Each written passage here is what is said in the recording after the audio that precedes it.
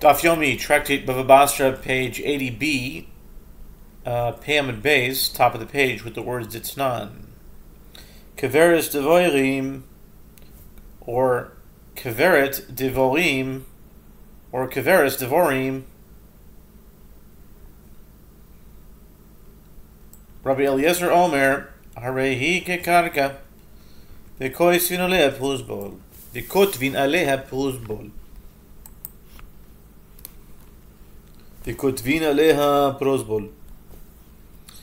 As we learned in Mishnah in Shvi'i 10:7 concerning Bihai, Rabbi Eliezer says it is considered like land with regard to the manner in which one purchases it and with regard to other matters, and therefore one writes a document that prevents the sabbatical year from canceling an outstanding debt based on it. As a prosbol can be written only if the debtor possesses land of some sort. And a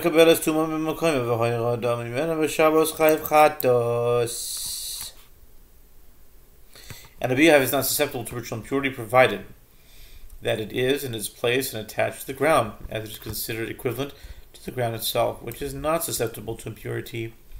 And one who takes honey out of it on Shabbat is liable to bring a sin offering, like one who uproots something from the ground. According to this opinion, honey in a beehive is not considered to have the status of either food or liquid with regard to ritual impurity, as it is attached to the ground. The rabbis say,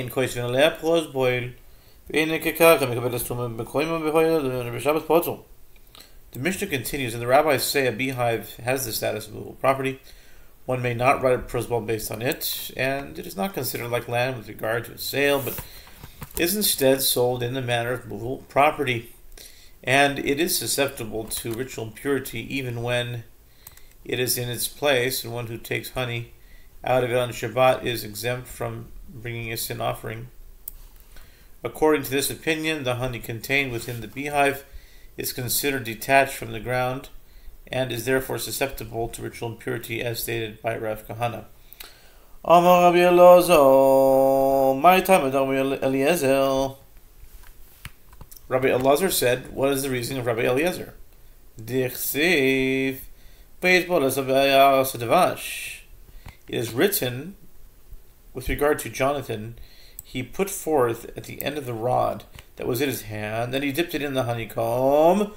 1 Samuel 14:27.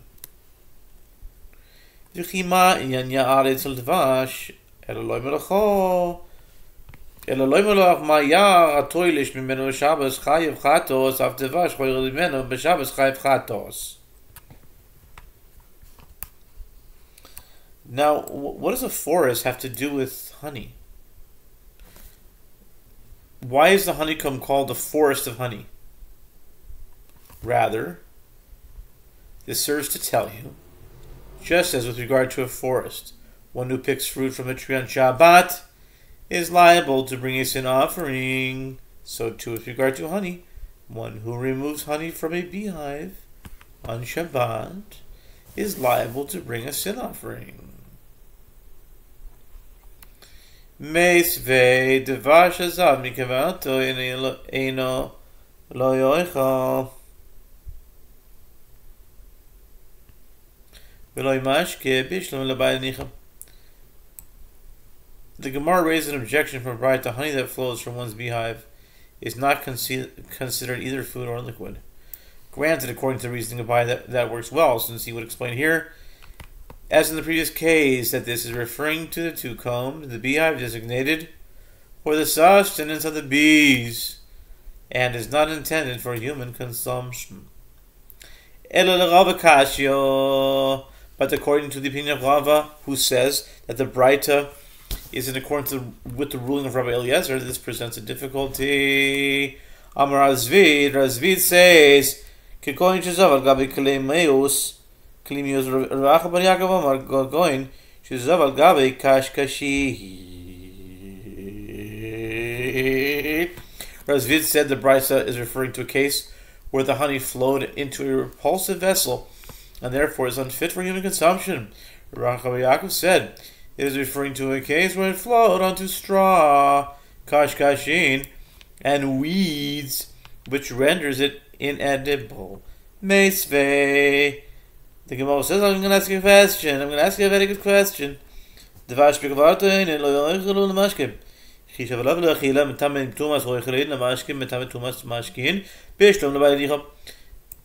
raises another objection from Batra. Honey in one's beehive is not considered either food or liquid. If one intended to use it as food, it is susceptible to ritual impurity as food, and if one intended to use it as a liquid, it is susceptible to ritual impurity as liquid. Granted, according to the opinion of Bava, this works out well, as you can explain that this too is referring to the 2 combs of honey left for the bees, and that if one reconsidered and decided to eat the honey, it is once again considered fit for human consumption. But according to Rava, who said that the ruling of the Batra that honey is in a beehive does not have the status of food or liquid is in accordance with the opinion of Rabbi Eliezer, this poses a difficulty. The Batra does not accord with the reasoning of Rabbi Eliezer, as he maintains that one's intention is not enough for honey attached to the ground to be considered as though it were detached. Therefore, the Batra must be in accordance with the opinion of the rabbis. And yet it contradicts Rav Kahana's statement that intention is not required for honey to be susceptible to impurity. Okay. Amalach Rava will tell you, Teretachi. The Gemara answers, Rav could have said to you that the Batra, in fact, is in accordance with the opinion of Rabbi Eliezer, and you can resolve the difficulty and answer like this. He can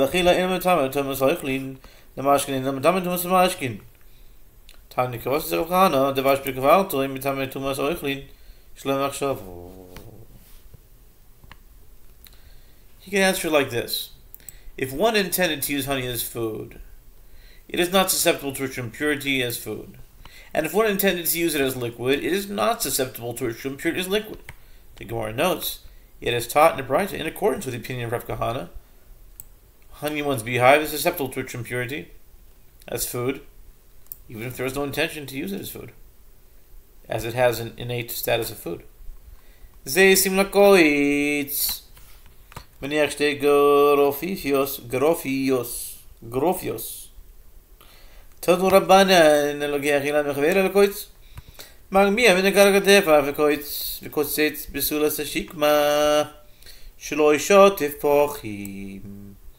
Sadan hashikma shnei tifachim. Vakanim uvegavanim min apekak ulimala bidikalim uvearazim choper umisharesh lefi she'en gizan machlihi.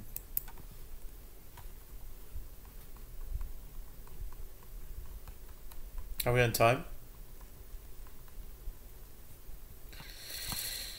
Let's see here. Alright, we're doing good on time. The Mishnah teaches if one buys olive trees for felling, he must have 2 shoots from the tree. The sages taught, one who buys a tree from another for felling must cut the tree 1 hand breadth above the ground to allow the trees to grow again. In the case of an untrimmed sycamore, he must cut the tree a minimum of 3 hand breadths above the ground. And with regard to a large sycamore, which has strong roots because the sycamore has been cut down once already, he must cut the tree a minimum of 2 hand breadths above the ground. In the case of reeds or of vines, he may cut only from the knot and above, so that they will grow back. In the case of palm and cedar trees, he may dig down and uproot them, because their trunks do not replenish themselves after they are cut down, and therefore there's no reason to leave anything behind.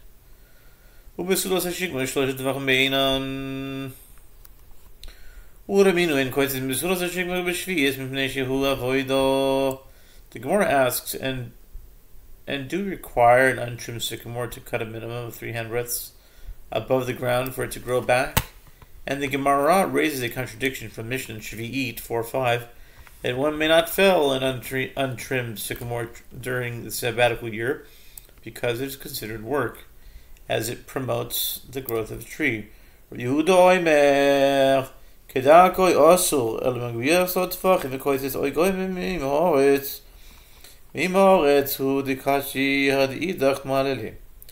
Mishnah continues. Yehuda says it is prohibited for one to fell the tree during the sabbatical year in its usual manner.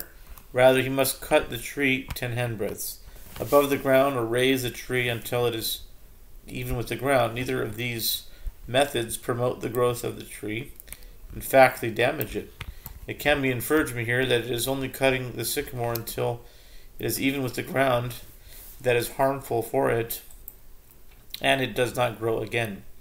Cutting in another manner is beneficial for it, even if it is cut less than the 3 handbreadths from the ground.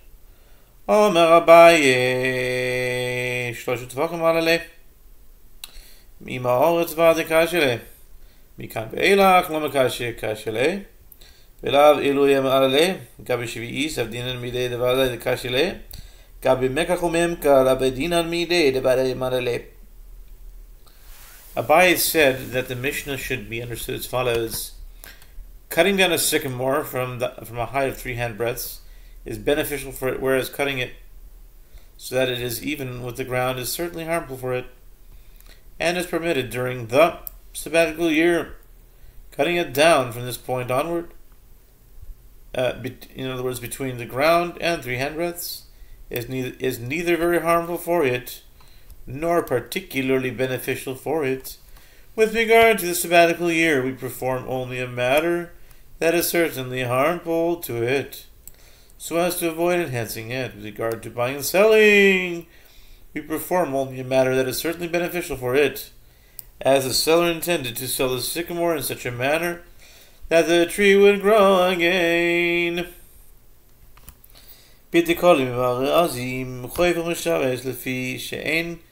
Gizon Machlif Eres Ein Gizon Machlif Vehodorish Rav Chia Bar Luliani Rav Chia Bar Luliani. I like that one. Rav Chia Bar Luliani. My dichtiv Tzadik Katamar Yifrach Yeres Barbanon Yizge Im Nemar Tamar Lamar Emer Eres Tzadik Katamar Yifrach Ki Eres Balavon Im Nemar Tamar Lama Nemar Erez. Im Nemar Erez Lama Nemar Tamar. The Batra teaches in the case of palm and cedar trees, a buyer may dig down and uproot them because the trunks do not replenish themselves after being cut down. The Gemara asks it, and is it correct with regard to a cedar that its trunk does not replenish itself? But didn't Rabbi Chia Bar Luliani teach? What is the meaning of that which is written? The righteous shall flourish like the palm tree, and he shall grow like a cedar in Lebanon. Psalms 92:13. If palm tree is stated, why is cedar stated? And if cedar stated, why is palm tree stated? What is added by this double comparison? Ilu nemar erez v'lo nemar tamar.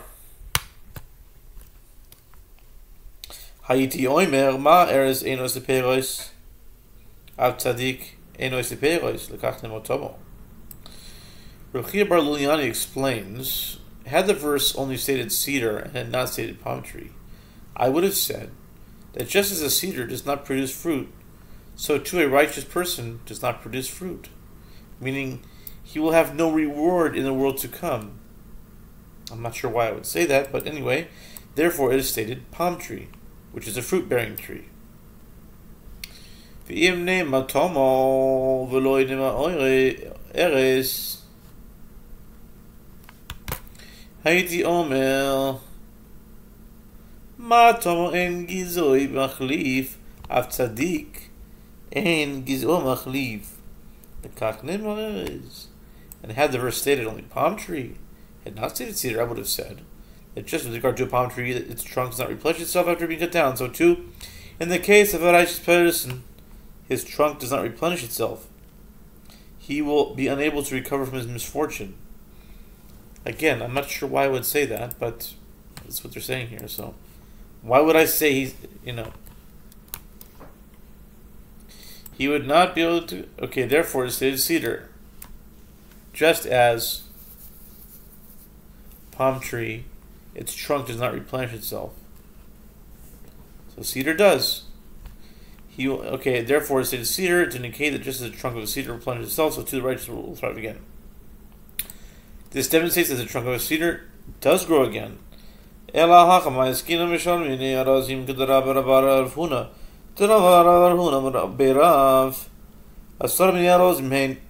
שנאמר אתם במדבר ארז שיטה הדס ועת שמן אסים וכולי וגומר ארז ארזה שיטה טורניסה הדס אסה ארץ עת שמן אפרסמה בראש ברתי תידר שגה ותאשור שורבינה.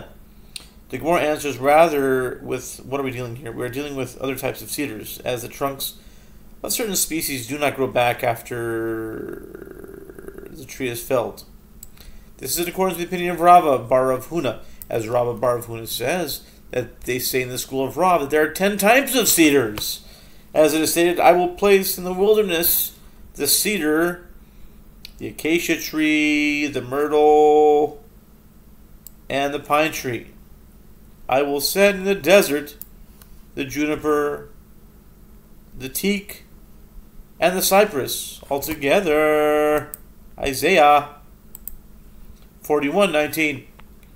The Gemara elaborates Erez means shita. Shita means acacia tree, which is tornita. Sounds a little Spanish in there.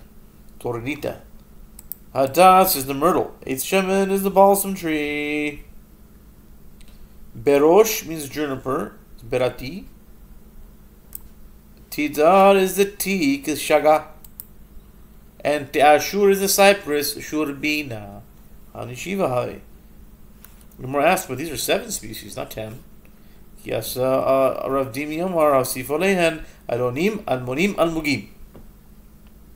Aloinim, Almoinim, Almugim, Aloinim, Botane, Almoinim, Baluti, Almugim. To be continued. The Gemara asks, but these are 7 species, not 10. When Rav Dimi came from Eretz Yisrael to Babylonia, he said, they added to the list of cedars, Alonim, Almonim, and Almugim. Alonim refers to pistachio trees. Butni. Almonim are oaks. Baluti. And Almugim, we'll have to find out the next time we convene.